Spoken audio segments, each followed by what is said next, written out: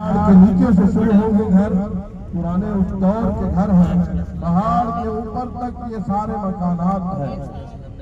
یہ وادی تقریباً 1300 سے 1400 سال پرانی وادی بتائی جاتی ہے۔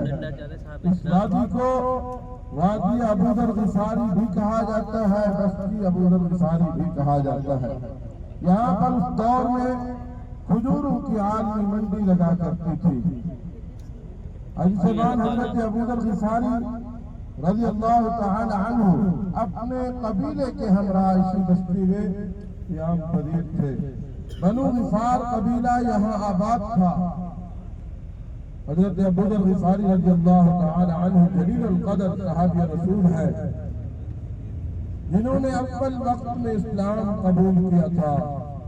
دعا فرمائے اللہ پاک ہمیں صحابہ کرام کے نقش قدم پر چلنے والا بنائے۔ یہ اس دور کے گھر ہے، 1400 سال پرانے یہ گھر بتائے جاتے ہیں۔